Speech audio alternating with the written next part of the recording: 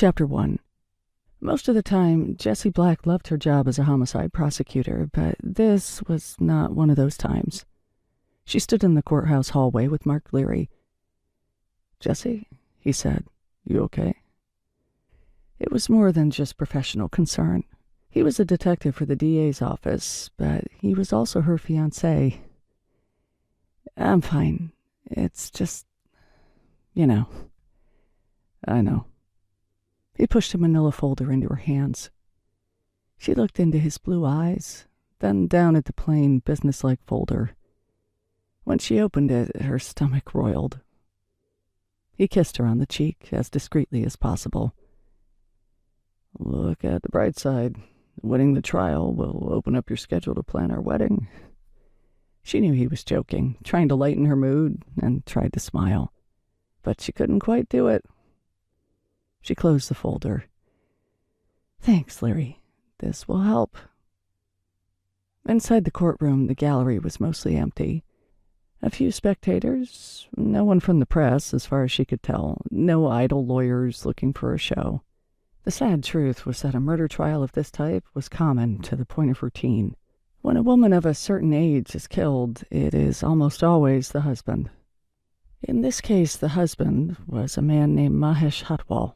He drove his wife to Pennypack Park, a municipal park in the Bustleton neighborhood of northeast Philly, where he smashed the back of her skull with a brick and left her to die near a jogging path. He called the police himself a few hours later to report her missing. Motive? Unknown.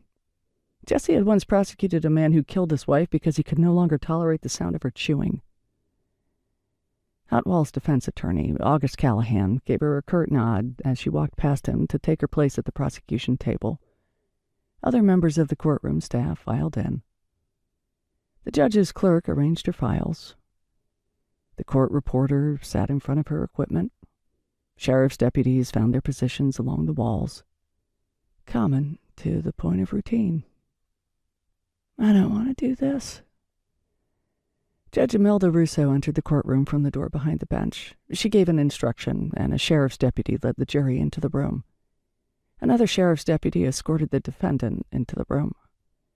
Mahesh Hatwal was tall and pot-bellied, a man in his mid-40s whose hair was beginning to gray. He did not look like a murderer. But Jessie had stared at the photos in the ME's report long enough that she could not look at him without also seeing in her mind's eye the cratered skull of his wife. Hatwal met his attorney with a tired and weary expression. The two men shook hands, and Hatwal sat down. Callahan leaned toward him to whisper something in his ear. Jessie did not know if they were discussing defense strategy or if Callahan was mumbling nonsense as a performance for the jury. It did not matter much. Finally, Judge Russo ordered the witness to resume her place at the witness stand.